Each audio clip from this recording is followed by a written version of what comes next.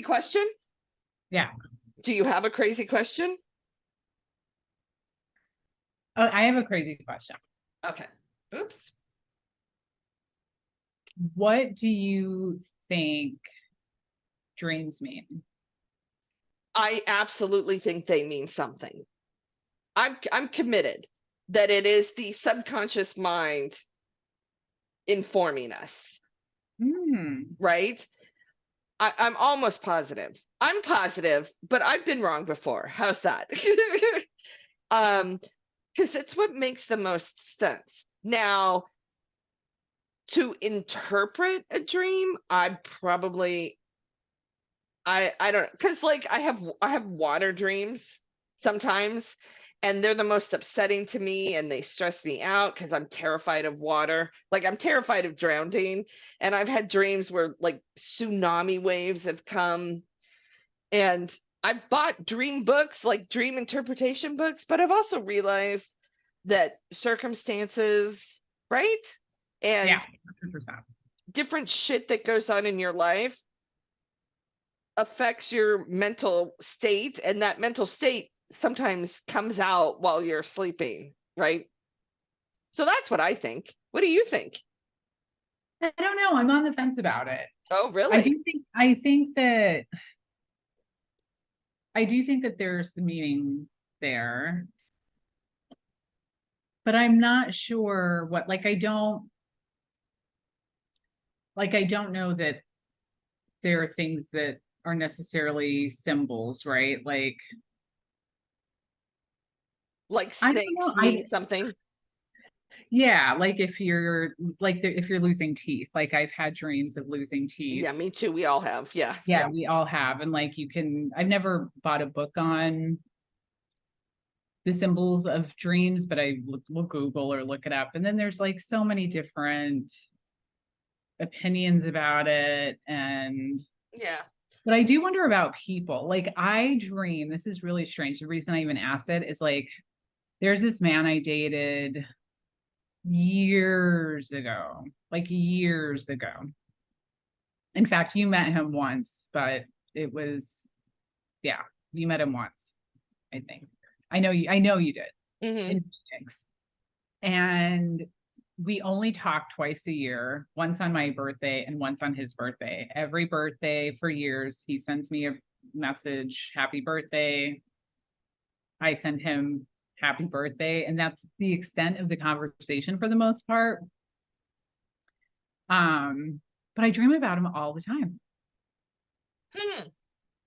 Do you think that it could have something to do with the time in your life? Maybe it doesn't have anything to do with him specifically. Yeah, I don't, and that's what I mean. I don't think it has anything to do with him specifically. And it's been years. Like it's not, and it does come in and out. Like Mhm.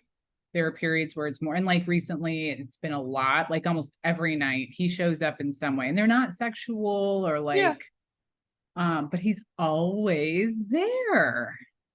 And let It's me ask you this. So does he always look exactly like him, or is it yeah, someone that you've attributed to being him? no, it's always him. Oh, interesting. Hmm. And Because what's really funny is one of the last times he and I ever spoke on the phone, which is over 10 years ago at this point. He said he called me because he had a dream about me. interesting. Hmm. So yeah, I'm gonna. It's not a great answer, but I'm like I bet it means something. It just doesn't mean exactly what we think it might mean. You know what I Right. mean? Because our minds are so intricate and convoluted and complicated, right? Yeah. And so that's like I actually I relish the days that I actually have dreams about my dad, and I have them so rarely, which I'm surprised about because I thought I'd have a lot more of them. And Yeah.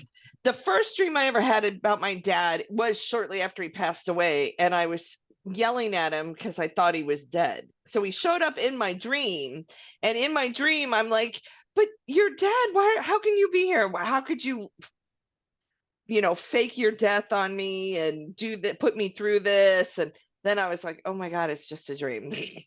So And then all the dreams that I've had after that, and they've not been many, have him telling me, like one of them, we were in a bowling alley and it was raining in the bowling alley and I was getting wet, and he came over to me and put a raincoat on me and started buttoning up and saying, I'll take care of you. Don't worry, I'll take care of you. That to me is obvious, right? But interesting enough, just had a dream about my dad this past week. Didn't look anything like him. I knew it was my dad, but he didn't look the same. He was heavier, he was more gray. And I now looking back, I'm like, did he just age some? And that's why? It's fascinating. Dreams are fascinating. Fascinating to me. You know what's crazy? So this isn't in dreams, but it's very, very similar. So a friend of a friend was telling me last week that this woman went to a psychic. It was on Zoom, and she had heard from a friend of hers, sort of thing. And her dad died a year ago, I think. It was 1 or 2 years. It's since COVID. So in the last 3 years, her father passed.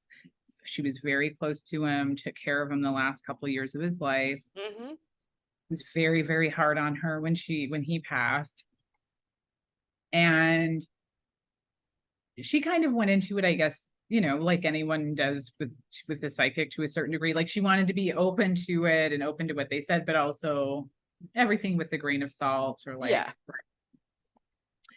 And apparently this is, I have to admit, when I heard it, I was like, that's a little freaky. She had been having a conversation with her stepmother about getting a dog. And the stepmother was like, you should get a little dog. And, one you can put in your purse and carry around with you. And this woman was like, maybe we'll see. Like, I'm just going to see what's out there. So fast forward a week or two, she sees this psychic. And the psychic is supposed to be known for being able to communicate with spirits and communicate like what are they called? A clairvoyant. She's like, clairvoyant. And the psychic said something about like, yeah, I have this really strong feeling someone's here. They're talking to me. And she's like, I can't really tell what he's saying. It's definitely a male energy. And she's like, he said, get a dog, but don't get a small dog that you can put in your purse. Interesting. And I guess she just started, she was like, oh my God. Like, yeah. I mean, like, how do you, yeah. You can't glean that just from looking at the cuffs of someone's shirt, right? Like Sherlock Holmes does. Wow, interesting. I had just seen show Whoopi Goldberg has been narrating, called The Con. The Con? The Con. Okay. I actually really enjoyed it, even though I shouldn't have watched it. And it was just, each episode is a different person that's like done an elaborate con. And it typically it's the victims. And they go through the whole process of what happened. And it was really interesting. One of them was psychics. And just this, and I have mixed emotions about it, because it's hard. I'm not blaming the victim, although it's going to sound like I'm blaming the victim. So I'm fully aware that I probably don't know what I'm talking about, but it's hard for me to wrap my head around giving a psychic, $600,000, $700,000.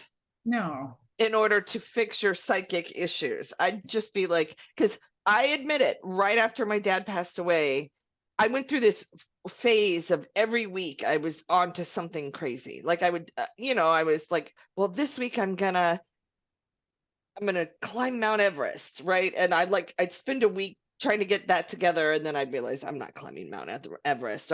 And then I'd spend a week going, okay, I'm going to quit my job and I'm going to live off the land. And then I'm like, I'm not going to. And I'd spend a whole week like going through this emotional roller coaster. And one of those weeks was a psychic week. And this woman, I went and saw her and it probably cost me a couple $100. But then, of course, I had to go back for the Tibetan bowl treatments, which were thousands of dollars. You did it? No, fuck no. I came to my senses pretty quickly.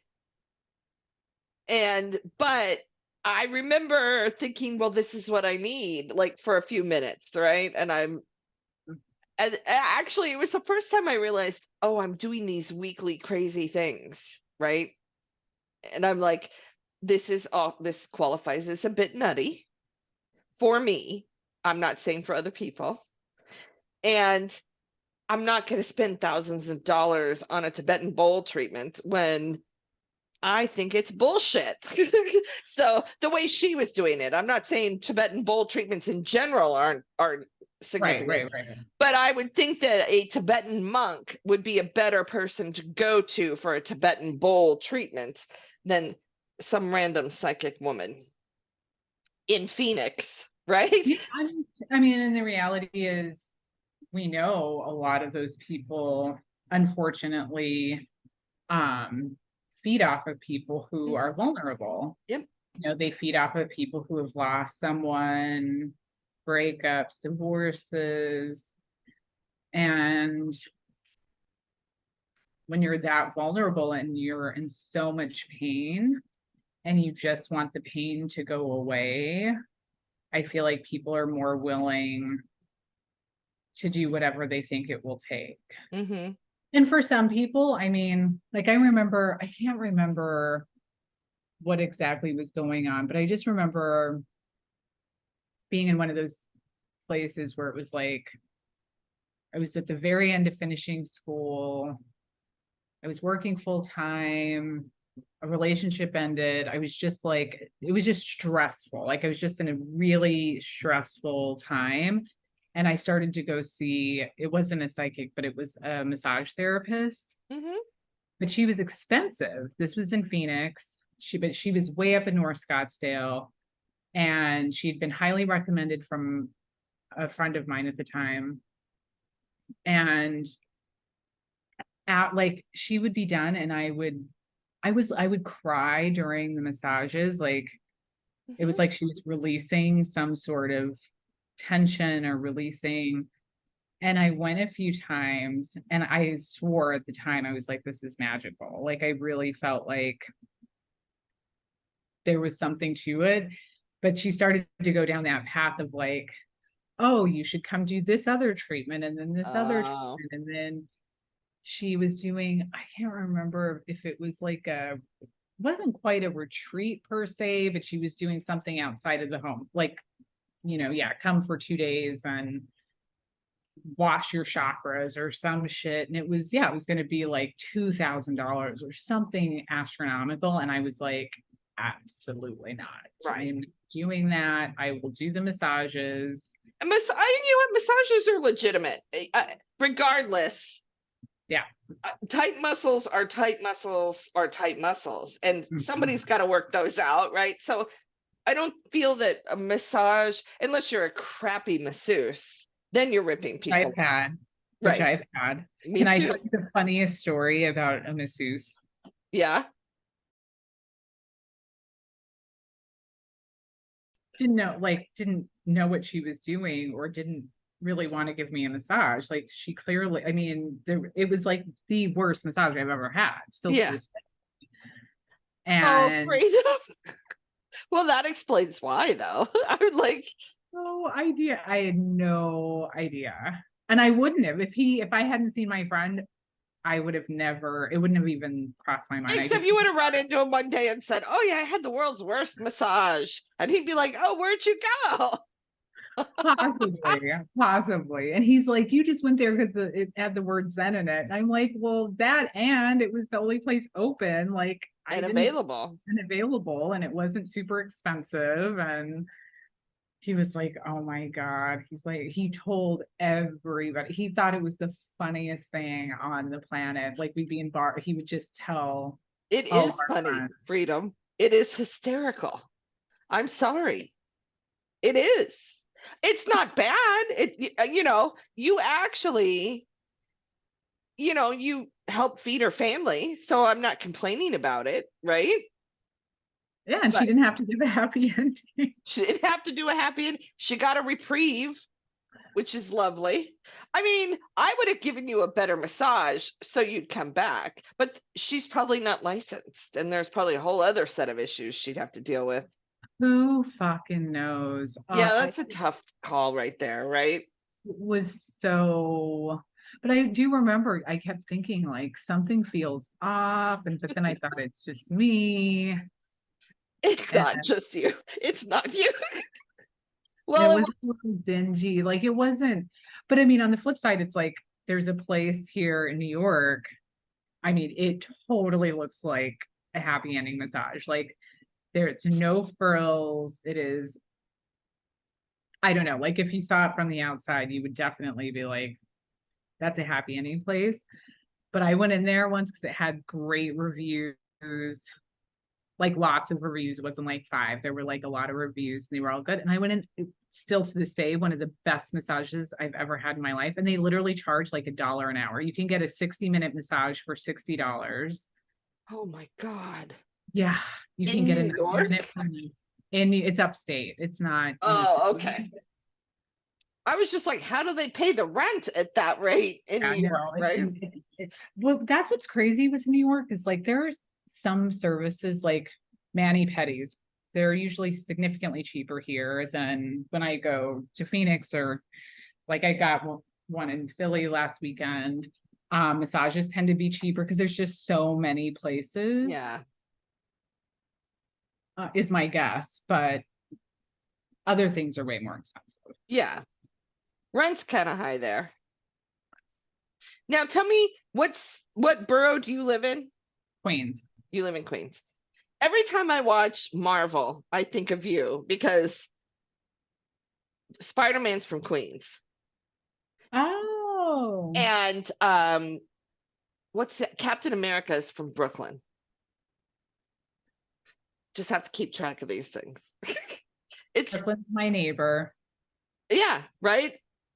So when Captain America and Spider-Man met at the Civil War, they had the I'm from Queens, I'm from Brooklyn conversation.